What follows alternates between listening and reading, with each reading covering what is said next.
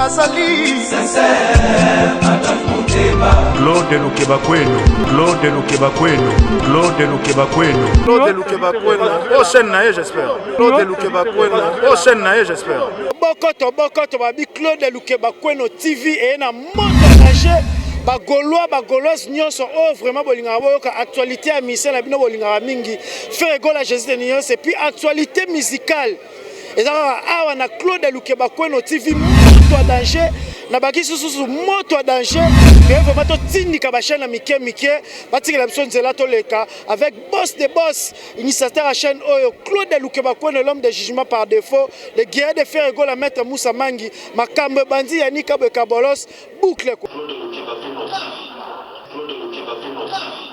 Makauzi yeyo ado senga na bino bosa abonné massivement na site oyo Claude Lukebakweno jugement par défaut oyo Makauzi azo koloba yeyo awa ya nenga dessin animé na ngosiko donc abonnez-vous massivement soki bolingi pena loba logo la grand prêtre Marie-Paul s'abonnez-vous nyonso pena s'abonner na kati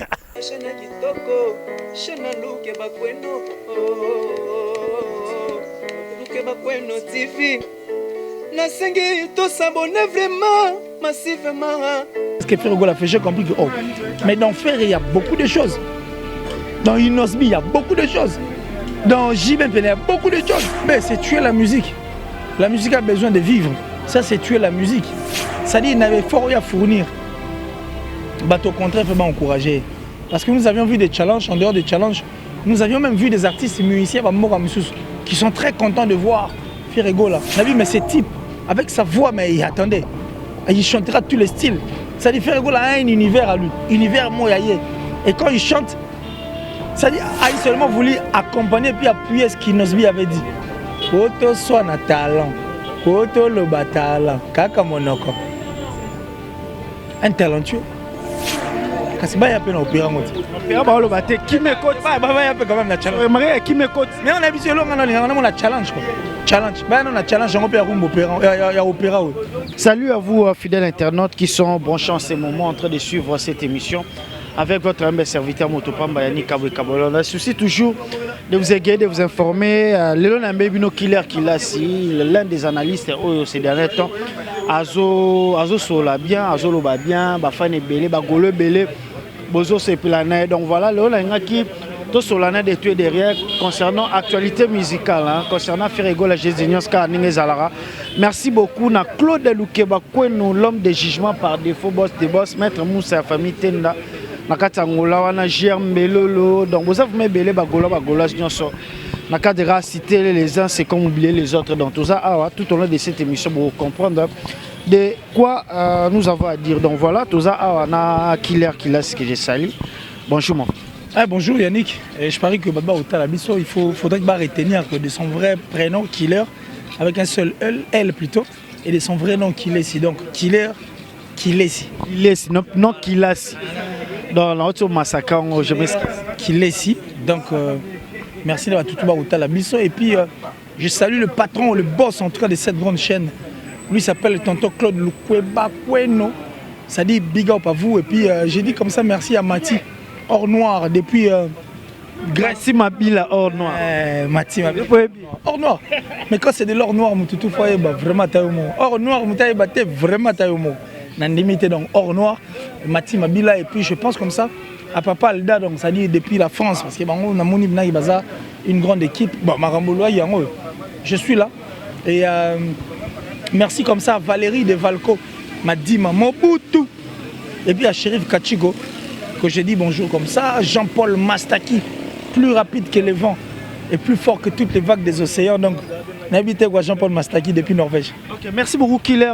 Pourquoi on choisit ça Ferregola Jésus il y a plein des artistes au les lopé bazana ba talent na bango mais du coup yo choisi ça Ferregola Jésus pourquoi? Bon, c'est une très belle question. Une question qui est tellement pertinente et puis ambiguë parce que ça n'a pas réponse en tout cas kili. Mais les gens doivent retenir ceci. Je n'ai seulement pas choisi Ferregola.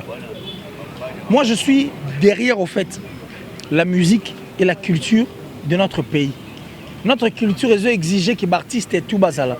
Alors moi j'ai vu mal depuis un certain temps dans la chaîne de la télévision où il y a des gens qui viennent pour, c'est-à-dire, donc ça tuer voire même les artistes bah ça est fort enfin que histoire et musique nabiso et ça la paix écrite. N'est-ce que ça l'est qu'on faut? Sur une TV au coup, c'est JB qui est la première victime. Tu vas retrouver une Osby qui est traité de tout. Faire rigolo, nous en parlons pendant ma belle pète artiste et nioso. Au coup, donc héritier Bazalate, ma Fabregas également. J'ai dit mais attendez, nous sommes des journalistes. Nous faisons un travail, c'est un boulot noble. Et puis il faut tout ça à l'investigation.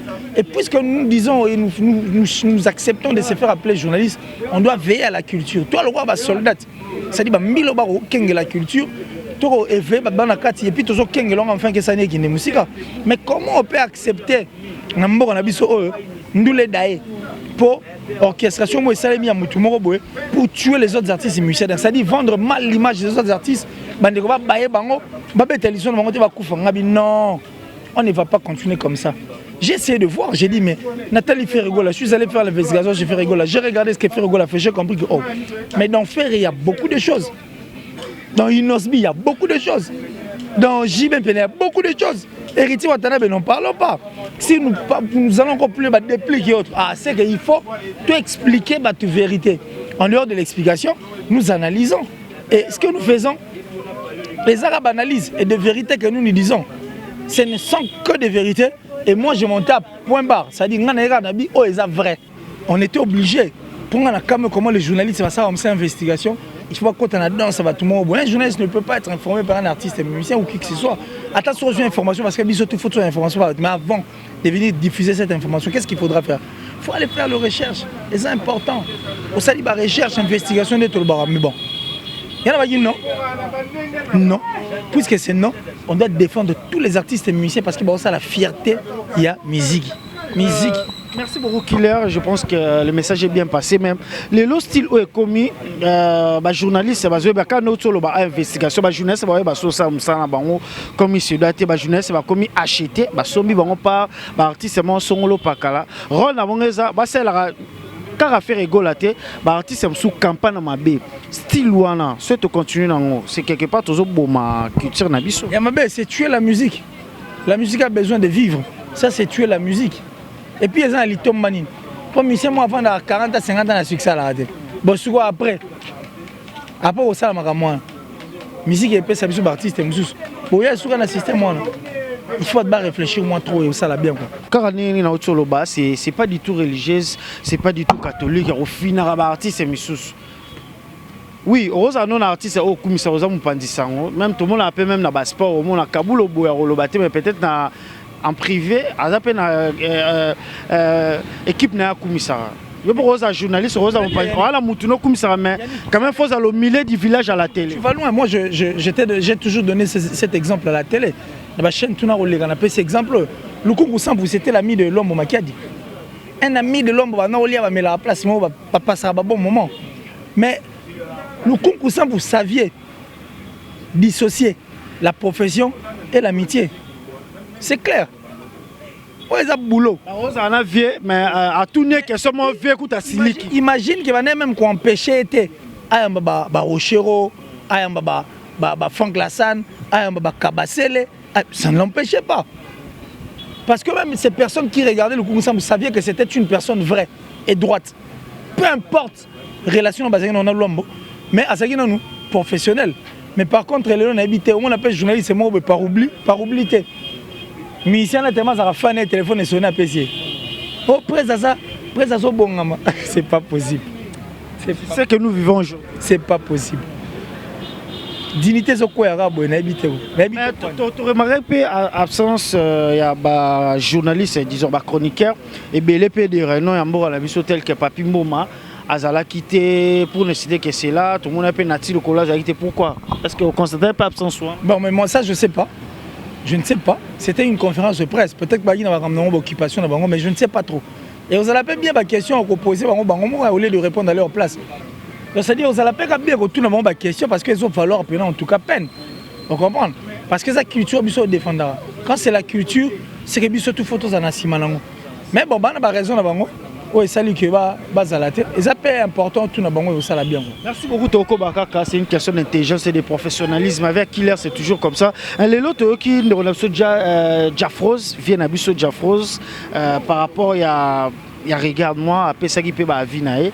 Alors lui faire rigolo, elle a fort bien chanté mais pour nae ba texte c'est moussous les a vraiment bien parlé, t'es bien chanté, t'es en français donc à souhaiter prochainement faire rigolo à un coach mort énorme. À souhaiter prochainement faire rigolo à Kangama lyrics bien, habité sur Oyokaki. Bon, il est libre, c'est son avis. Merci Nae. Il est libre, c'est sous bazon mabé, bagolom sous bazon mabé, bagolom sous balobi pourquoi Hermissé pe Moussoussou pour ne pas citer son nom, à Sala qui peut style wana, à Emba qui plutôt Abimsa qui album World, Toyoka qui peut français pe Moussou ezaki moi ja. Et ça a fini mais bagolom Moussoussou, bagoloise et belé partout dans le monde. Bah c'est peut-être à propos on dirait un peu à dénigrer faire rigoler la news parce qu'il y a un artiste pe Moussou ba to bimsa bah Emba pe français trop ba Moussoussou là français moi ya bana miké mais bah tika là aussi alors banaliste faire rigoler c'est une première pour naé à oser style oyo opéra mais bah critique et l'équipe belé bah critique oyo dans la négativité dans quatre cinéma. Bon par moment la peur et ça là peu bon quand les gens ont peur pas ça là rappelle moi mais bon Jafos je parie que les a vu ma vie naïe les a marambo moni ce qui veut dire il est libre de le dire mais je crois que possibilité Pierre le faire rigole la première ligne ils a la paix vous comprenez parce que faire c'est son frère et on parie que tant sous ba relation malonga mais pour faire rigole moi je pense qu'il va tenir rigueur ba au salon na ninga moi qui mutema mabe quoi parce que marambo a sali la première remarque mais justement ça dit il n'avait fort à fournir au contraire fait encourager parce que nous avions vu des challenges en dehors des challenges nous avions même vu des artistes musiciens qui sont très contents de voir Ferré Gola. Il y a Charlotte de Panda qui dit que Ferré est son coup de cœur parce que Maramo Ayora c'était une ingéniosité à Osaranate. S'il faut écouter des textes en français c'est lui qui a battu dans Maramaï Barato après me souviens en français premier gaou à Salfo les Français vous avez un barreau biso yo raté. Une Guinée grand pi. Hier où on va le bara et puis ça dit et on a un côté. Mais du moins à Robert Maramne au Kende. Donc Paul Ngoy Jafos na biga pas une bateau avec jazz on na mboka na biso mais bon il est libre dans le lobby mais il pouvait le faire aussi autrement. Mais pour faire gros là on applaudit parce que ils a première expérience et puis je dois encore signaler aux personnes qui nous regardent que quand on fait gros dans l'opéra Naogi fait rigola nze moi mana mon premier Tutu Kaluji. Naogi fait rigola nze moi qui peleke sur na. Naogi fait rigola nze moko et autre. Nabi mais ce type avec sa voix mais il attendait. Il chantera tous les styles. Ça lui fait rigola un univers à lui, univers moyaye. Et quand il chante ça dit à utiliser ma voix moi dans la continuité. Hein? Et puis ça donne envie de puis Nion ses alliés. Et ça va tout ce monde là. Azo réfléchir que va penser que maloba.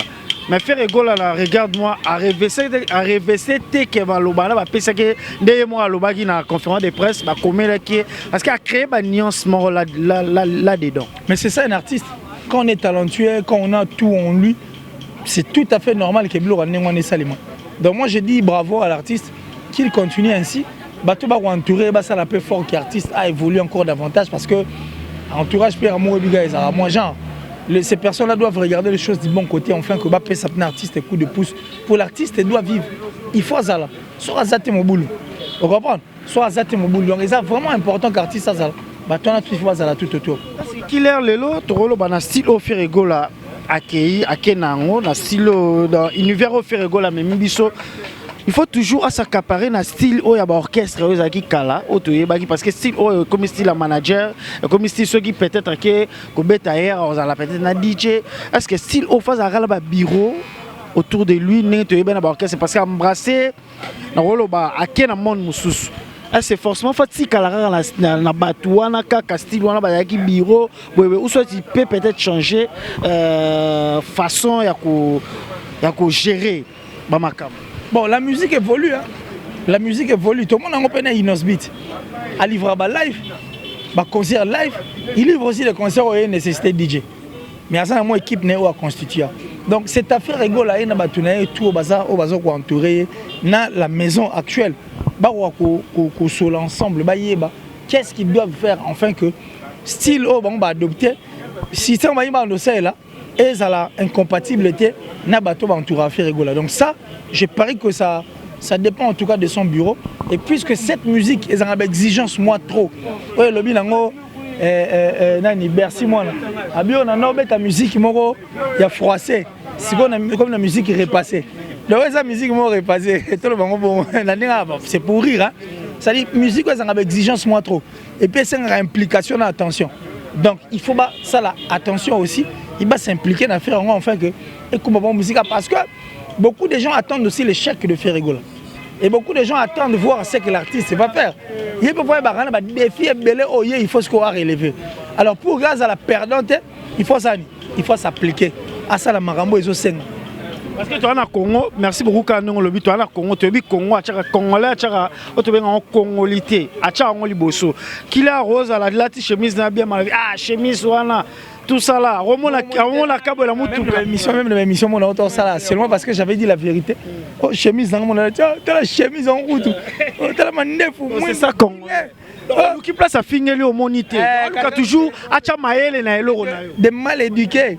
On insulte que quand on est mal éduqué parce qu'une personne qui a des bons parents au fingaté. Soit moi quand je viens je ne fais que dire la vérité. Et par contre, la vérité, je suis mais reviens à la télé, viens contredire. Mais quand tu insultes, c'est la faiblesse. Ça, c'est une arme de faible. Balara, bon, et alors, on dit, regarde-moi, le place au fin, mon Italie, comme au texte, au français, on a coutu. À l'Ougassil, na libandi. Éternel est compris. Non, là, vous souffrez que la peine de mot quelque part. À l'obél, on peut battre qu'il est. Moi, je suis un éternel est compris, mais l'éternel Dieu me comprendra toujours. Casse. Donc, Congolais a toujours un sentiment inachevé. Donc, sentiment inachevé, éternel est compris. Faire égale là, bien haut. Ce qui fait ça, c'est quoi? Au moins, l'orgueil hurle avec arrogance. L'orgueil hurle avec arrogance. Mais le silence enseigne avec élégance. Je dois comprendre Marambo. Au moins, le silence a fait rigoler, enseigner avec élégance. Tout le monde va comprendre qu'il fallait soutenir. Quand on est orgueilleux, c'est quand l'orgueil est prône en toi, en tout cas, c'est l'arrogance qui hurle. C'est ce que je comprends, l'arrogance, c'est hurler pas non. Oh, Moutouma Beto, moi, simplicité, moi, qui vient, moi, si leur fait rigoler la temps, on s'en vendaki, bah, fingi, bah, sali, bah, analyse, bah, lobby. N'a remarqué que Mikolo, bah, analyse, on va diminuer mon mouké. Parce que regarde-moi et faire taire tout le monde, bah, oh, bah, zolo, bah, zara, par soni, quand tout solo, bah, ah. Fait rigoler la zone qui t'es en silence, n'a habité soit à papa, langa, bien soit à grand frère, langa, biologique, langa, ma grand frère, langa. Chaque jour, ça te fait chaîne, moi, ou peut tout le temps, comme on l'a noté, bah, finga, kaï. Pour l'anga, elle qui regarde moi, on dirait faire rigoler quoi, magasiner ma finga na nyonso et puis c'est ce qu'on canne dans le studio parce que niveau faire rigoler qui bah monter au saluana bah tu vas bagner on voir même les 10 à tous alors to lié de bah se faire rigoler royer bah bongo pour ba bien MP3 na habité question langa so vraiment comprendre ngo qu'il est silence il a fait rigoler les lots et meluana de l'action de yembi na kanda. Mais le silence a enseigné avec élégance. Il y en a autant le avant même poser la question. Le silence n'est enseigné avec élégance. Aujourd'hui, l'enseignement est vraiment élégant, mais tout à comprendre. Et puis, il a seulement voulu accompagner et puis appuyer ce qu'Inosbi avait dit. Auto soit na talent, auto le talent, kaka monoko. Un talentueux. Je ne peux pas dans le bain, mais voilà, pour toi soit un talent. Il faut, ça dit, il a bondi son talent. Voilà. Pour toi soit un talent. Pour toi le talent. Kaka monoko. Hollandite. L'iné au Ferregola qui est au Bangisayote par rapport à Rumba, parce que tu as vu Ferregola na Rumba déjà, à Chabar Likolo. Le là, Robim, c'est deuxième opus. C'est moi, le qui n'a réalisateur, on a passé plus de 3 opus. À Robim, c'est deuxième, troisième, quatrième et emballé public. Aux Obangate qui est héros étouffé Rumba. Banzembo na Rumba, peut-être qu'il y a un concert, mais Banzembo sera Banzembo étouffé peut-être Banzembo Moussous. Non, mais ça étouffera comment? Parce que le tout, c'est fait rigoler. Bango tout va bas, qu'est-ce? Les chansons sont ses enfants. Ça dit l'ingéniosité, la sagesse, l'intelligence de Ferregola. C'est toujours le nom de Ferregola qui va continuer. Et je pense que le roi a bureau, il a maintenant une maison. Et cette maison sait comment gérer Makambo. et étouffement et aux alatés quoi. Et que étouffer le côté Isaac faire rigoler. Et aussi il faut signaler que faire rigoler a adopté un nouveau style. C'est-à-dire qu'il y a la rumba trap. C'est-à-dire abi rumba trap il y a style naïe, style naïe, oyan de bêta. Ne va jours à venir. Parce que que batba c'est là rumba trap parce que faire rigoler le belan mingi ba sous pe ba se autoproclamer que ba on ba salango parce que na bi MHD ya benga beta style trap afro trap faire rigoler abi rumba trap donc toujours zela batba c'est là pour passer la différence c'est faire rigoler kosibiso ou soit faire rigoler épée na style asika yo mo ebi congolais dans exigeant. Bon étant donné que moi parle na conférence de presse que na ko expliquer en côté to zela ngora c'est que biso tout zela pour ngapena o zela. On a deuxième opus. Maintenant, c'est la question que j'ai même. Il y en a dit bonjour, on a beau, il y a un compte, je laisse. Je vais poser ma question. Mais moi, j'allais aussi poser une question parce que Fergo la sur le blanc, on trappe, il était au niveau de l'Europe. À ça, l'émission de Jazz Kavou, on a Nolita, on a des connexions, moi, chez Zakiwan. Indrid Kabon. Indrid Kabon. Ça, bien sûr. Mais ici à Kinshasa, spéculation, là, il y a trop. On avait besoin de savoir. Rumba trap, il y a même pas de confusion. Regarde-moi, quand ça on dit rumba trap. Et ça, il va analyse, va débat. Tout ça pourquoi? Parce qu'il y avait eu une imprécision. Quoi. Si Fergo l'avait précisé, l'émission de Maramino Sénégal est à la télé. Est-ce que question la rumba trap, tu rejoins en harmonie, tu rejoins en dynastie ou bien ça, projet. Mais malheureusement, je n'ai pas posé cette question. Question au péké car sous bayoki bazong faire rigoler landa le roi landa chaîne ayoko ngo sous réponse dans ezali azong sango et puis c'est important to ba rumba trap ngo to zongo camp mais ngavona na vandi Yannick na ozela rumba trap. Donc voilà c'est ça donc voilà so beta mi rumba trap te non c'est émission ba jus oh mais pourquoi pas sikoye ba nani ga rumba trap oh mais to yebat to comprends que musique quand to taba musique nyonso. Ah oui, ça l'a été. Bon, pour les débits, oh, il y a un rumba trap, il y a un bête. Tout le monde peut te la musique, tu te comprends que la musique, tu as un némo. On a cause au milieu du village, après faire rigoler Robert Opéra, mais c'est ni pas imiter parce que faire rigoler Robert acoustique à Stéom, tout le monde va imiter, va marquer belé. Maintenant, style auto bêta opéra, pour la musique, parmi les musiciens Nabiso, donc aux ala vraiment au milieu du village. Non, nous ne pas comme mes colomans qui parce que faire rigoler mes colis me battu balobi quand même à l'équipe 5 sur 10 pour nous à part faire rigoler na mes cola style oyo lelo avec la voix de papa chéri carré la voix de papa chéri carré Balotelli pas oyem bango Balotelli ouais Balotelli avec sa voix ils seront en mesure de chanter ça à interpréter tout nous mon père opéra à Gims. Et ça peut être possible. Alors ça, je sais. Il y a pas mal de chanteurs. Mais ici, je vais citer des noms. Mais peut-être que te citer va composer. On fait rigoler ça acoustique. Oh, non, on peut acoustique qui a fait rigoler. Parce que il y a peine opéra. Opéra, qui m'écoute. Il y a quand même la challenge. Qui m'écoute. Mais on a habitué on a la challenge. Challenge. Ben on a challenge, on peut rumba opéra. Il y a opéra. Et ça bien. Pour moi, j'étais un petit à petit vers la fin. Lelo, Tomoni subitement Chiquito Makinu, Oyo fait rigoler Lobaki. Na émission Mora Salaki na mamile la non Chiquito. Plus jamais. Donc faire rigoler le bon Chiquito plus jamais. Mais les autres moni match betamena Gombe na terrain ultra. Chiquito peut mettre faire rigoler Jésus Niance papa nae musicalement. Est-ce que c'est là peut-être ça probable retour dans groupe T ou soit je sais pas si c'est informel. Mais ce n'est pas un problème parce que seuls les imbéciles qui n'ont jamais changé leur avis. Puisque Ferregola a changé son avis, s'il n'est pas imbécile. Ça dit n'est pas fait pour imbécilité, c'est la faiblesse d'esprit. Car faible d'esprit n'est pas changer la vie. Mais quand on n'est pas faible d'esprit, on change la vie. Ce n'est pas un problème. Retrouver Chiquito à son orchestre, c'est l'autre parce que Chiquito autour au monde, c'est un artiste. Il a eu une belle voix. Toro Lingatek est artiste a disparaître. Merci à Ferregola, soyez à merci. Et puis tu as vu Ferregola vraiment à Zoé, Banda Bomwana, à PC directif Ferregola mais même à Poto malgré oui Yemoko à Zonga qui à Longwa qui a Zonga Longwa les sous à l'école ben mission ça va proposer en athée mais ce que ça vraiment problème de retour et ça la biso bien Ferregola na qui ba comme na qui Criso chefs na qui arnaqué et ça la bien Pour nayoki oui nayoki pe question na utolo ba ah batuna ki yango et pas bandeko ba Indrid Kabongona ba batuna ki pourquoi faire rigolo ba misa so ba longwe ozong sa ba on te za ba mise belé ba za la bezo ba zonga faire rigolo la répondre surtout ba kima na poto ba bosana mais to mona malembe ba mozonga déjà si un bon conseil je sais pas et le moment le ben faire rigolo par rapport à reste ce qui vient à l'avenir. C'est une stratégie parce que les analystes européens, ça y est, surtout dans le groupe. Comment la suite à Keba, tu vas remonter à son ira, bon, ma vie à groupe. Parce que c'est là où moi, nous allons mingi moko. Rolo bané à Kabolonde. Non, mais il va bien gérer parce qu'il a eu une maison de production. Il va bien gérer, c'est un artiste. Il est en train de voir les choses du bon côté.